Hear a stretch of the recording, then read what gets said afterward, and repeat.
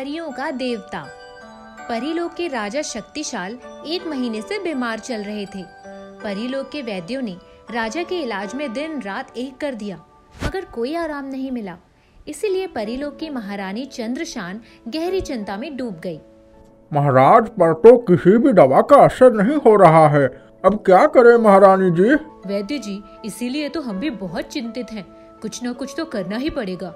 उसी समय परीलोक के राजकुमार ऊर्जावान वहां आ जाते हैं और उन्हें देखते ही महारानी फूट फूट कर रोने लगती है। अरे क्या हुआ परिमाता, आप रो क्यों रही हो? पुत्र परीलोक के महाराज और तुम्हारे पिता का जीवन खतरे में पड़ गया है। उनकी बीमारी बढ़ती जा रही है।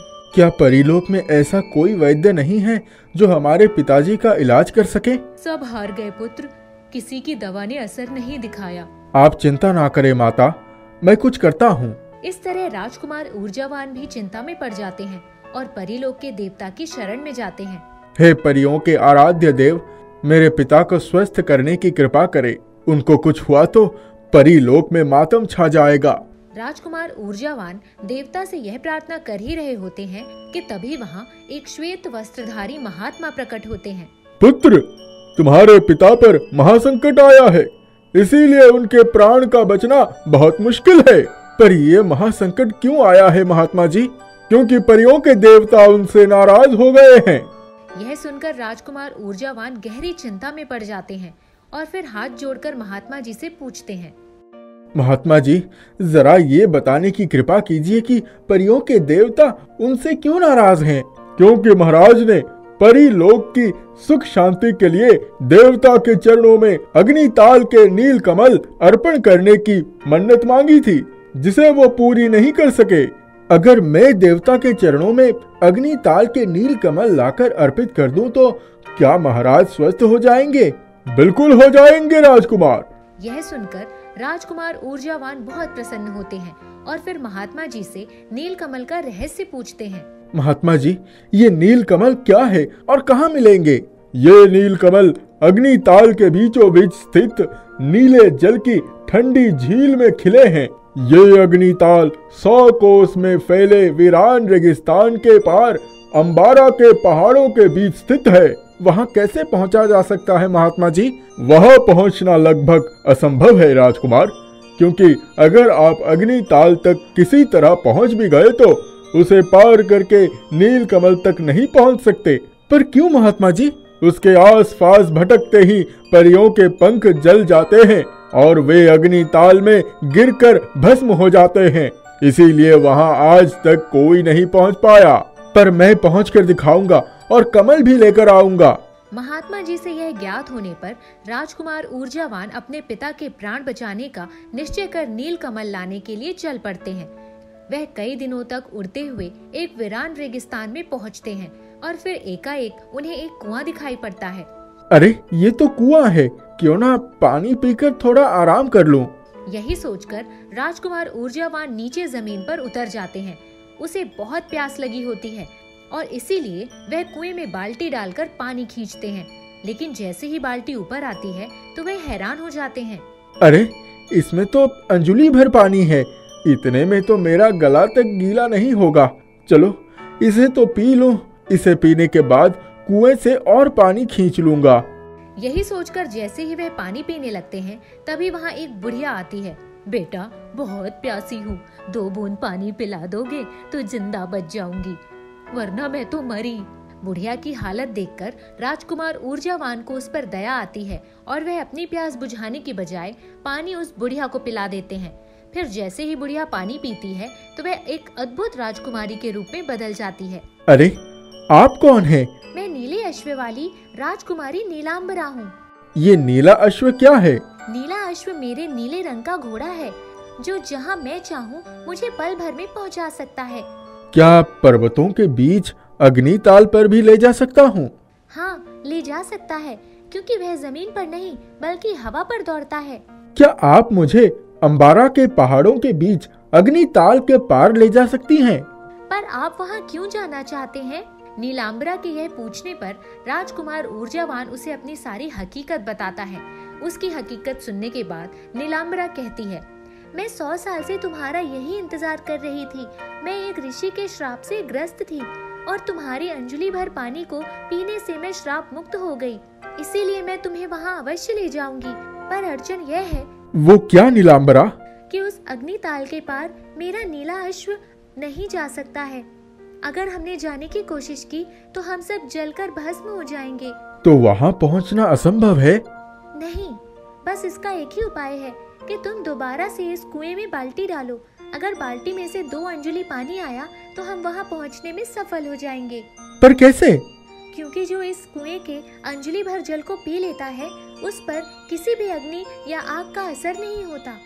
यह सुनकर राजकुमार ऊर्जावान फूला नहीं समाता और मन ही मन परियों के देवता का स्मरण करके बाल्टी को कुएं में डालकर ऊपर खींचता है।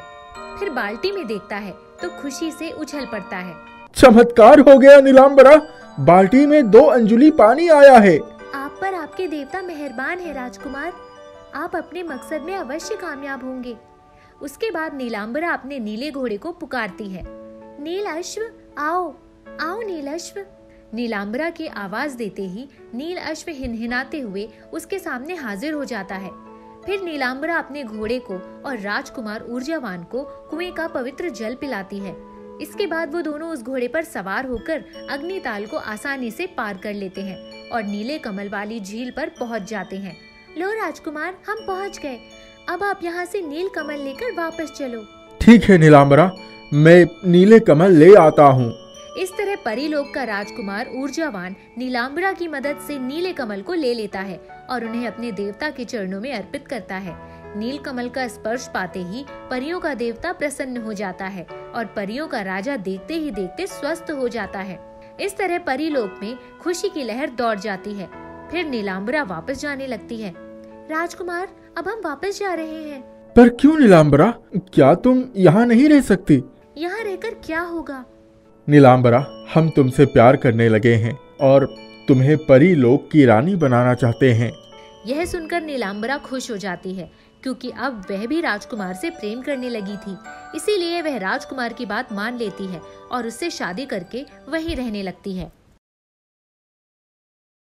सुनहरे पंखों वाली सोनपरी। राजा विक्रम सिंह का इकलौता बेटा प्रशांत बहुत ही बहादुर, साहसी और पराक्रमी था। एक बार राजा विक्रम सिंह ने राजकुमार को बुलाया। अब समय आ गया है कि तुम अपनी जिम्मेदारी संभाल लो। हम चाहते हैं कि तुम पहले एक बार बाहर की दुनिया घूम कर आओ और नए अनुभव हासिल करो। जाओ, अपनी सारी इच्छाएं पूरी कर लो। इसके बाद तुम्हारा विवाह होगा और तुम्हें एक राज्य का राजा बना दिया जाएगा। तुमको 1 वर्ष का समय दिया जाता है। इसके पहले तो कभी अपने राज्य की सीमा से बाहर नहीं गया। मैंने तो बाहर की दुनिया देखी ही नहीं है।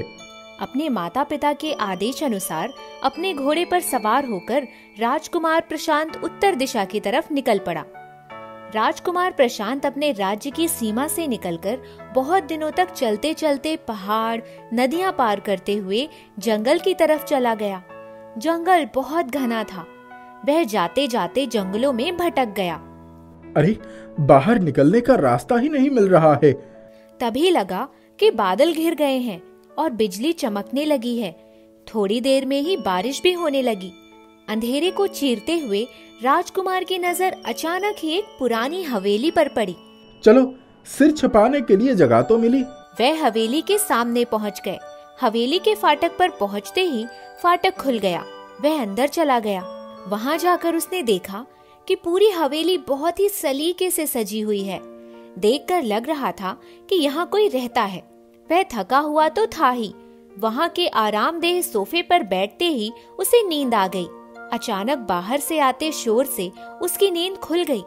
उसने देखा कि एक राक्षस किसी लड़की की बाहें पकड़कर घसीटते हुए उसे भीतर ला रहा है। वह लड़की जोर जोर से चीख रही थी। उसके पीछे पीछे 2-3 बौने भी थे। राजकुमार एकदम से उठकर खड़ा हो गया। राजकुमार का हाथ तुरंत अपनी तलवार पर पहुंच गया। लड़की को छोड़ दो, वरना तुम्हारा सिर धड़ से अलग कर दूंगा।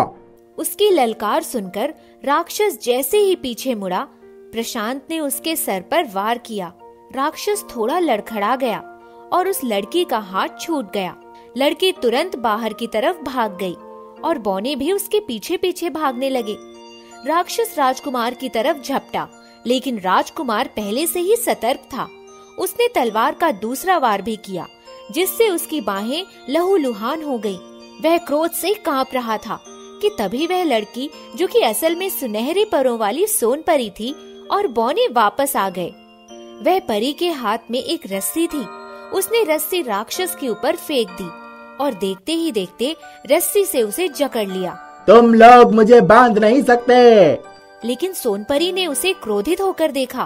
तुम्हें अपने किए की सजा तो मिलनी ही चाहिए। राजकुमार प्रशांत विस्मित होकर सब कुछ देख रहा था। तभी वह उसके पास आई।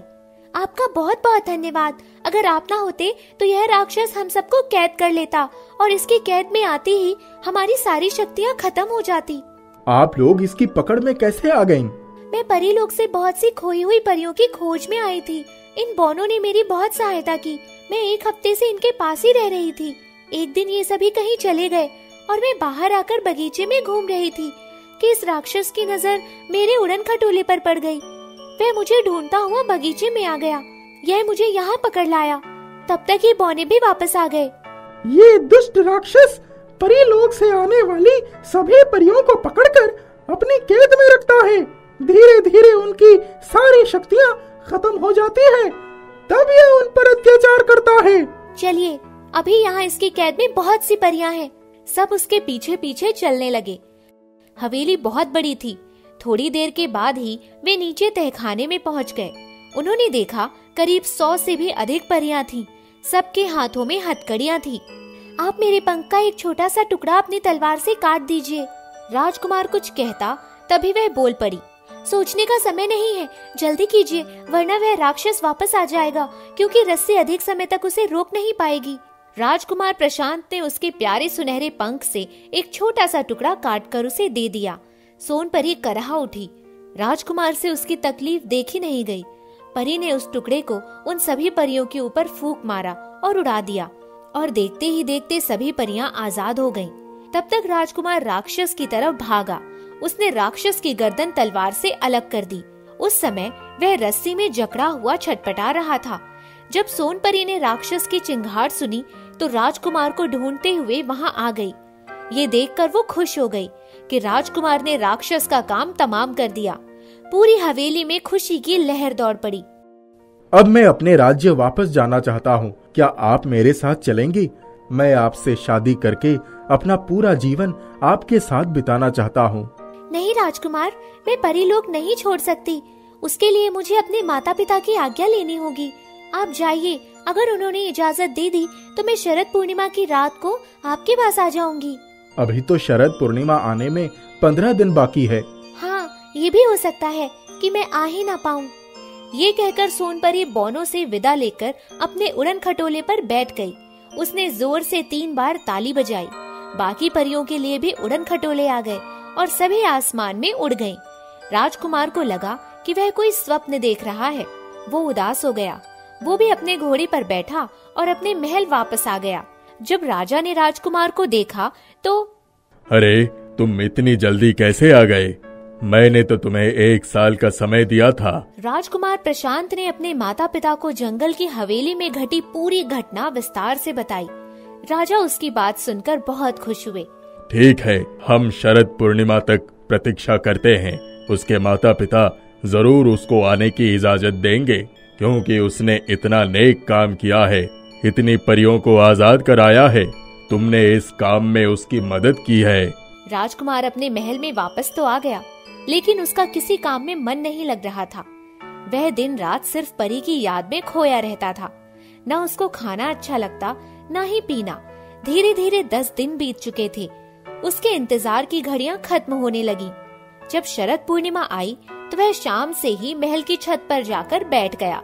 जब रात के 2 बजे तो उसने देखा अचानक आसमान में उजाला हो गया है और एक उड़न खटोला उसके महल की छत पर आकर उतर गया है।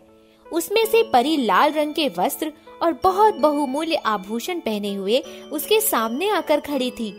राजकुमार को अपनी आंखों पर विश्वास नहीं हुआ। उसने उठकर परी का हाथ पकड़ लिया। क्या तुम्हारे माता पिता ने मेरे साथ शादी करने के लिए इजाजत दे दी है? हाँ, तभी तो मैं आई हूँ। राजकुमार सोनपरी को लेकर महल आ गया। उसने तुरंत अपने माता पिता को जगाया, उनको उसके आने की सूचना दी। राजा और रानी बहुत खुश हुए। दूसरे दिन पूरे नगर वासियों को निमंत्रण भेजा गया। राजकुमार ने उन बौनों को लाने के लिए 3 घुड़सवार भेजे। सभी निमंत्रित अतिथियों के आने से पूरे महल में रौनक आ गई और राजकुमार का परी के साथ धूमधाम से विवाह हो गया।